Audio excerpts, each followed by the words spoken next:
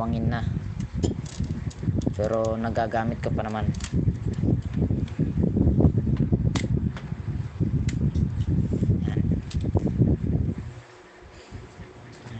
May nagulat si kaibigan Inting ha.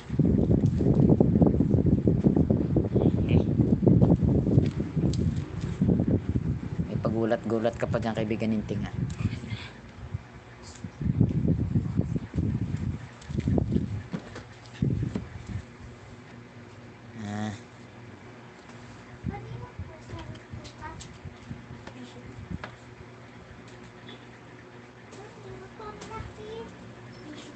Ano yan kaibigan, para sa akin po tan kaibigan. Hindi ko masyadong maintindihan yan kaibigan ha. Para sa akin po yan, ano tan o yan, hindi ko alam kung ano sinasabi ni kaibigan Inting. Yan, kaka-vlog ko lang ha.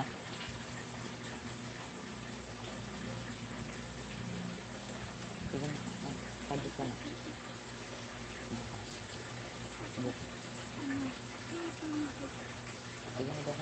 Tablet yan. Ito dapat kanina dalawa ang titira ko, nga lang itong blender na ito hindi ko nagawa kasi may mga kapasitor yung blender.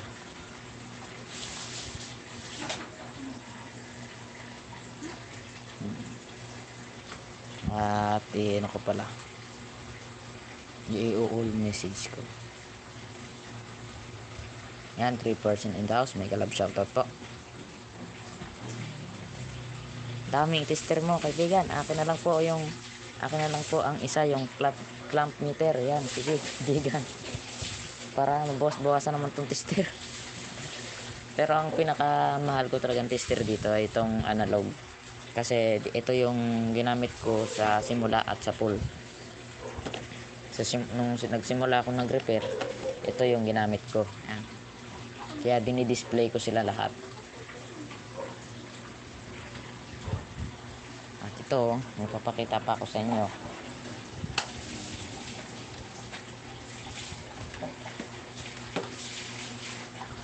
Ito mga lods oh. Ayan. Ito yung extension ko. At kaibigan, yung extension mo merong gantong ilaw. Yan, ayan, umiilaw siya oh.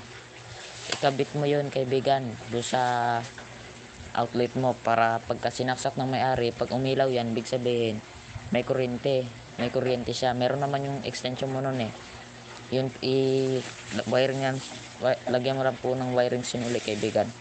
Dalawang wire lang naman yung meron dito sa gantong ilaw na indicator, kaya hindi ka malito kaibigan. Request ko lang sa iyo po kaibigan. Yan.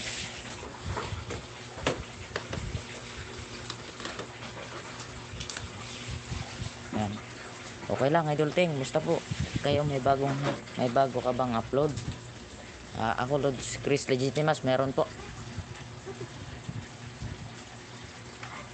Hindi ko alam. Ate, hindi ko pa nai-edit, baka siguro mamayang gabi ko pa may upload yun. Baka mamayang gabi pa po.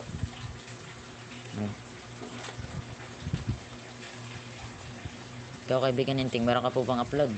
At para pagkatapos ng aking live makita ko na. Yes po sir, meron po. Di pa po na-upload po kasi hapon na po ako nakauwi po. Yan. At ako mga lods mag-upload po ako ng mamayang mga 9 po siguro. Pagkatapos ng live ko mga 7 tapos ko. So mag-edit pa ako, ilang oras din tatagal doon.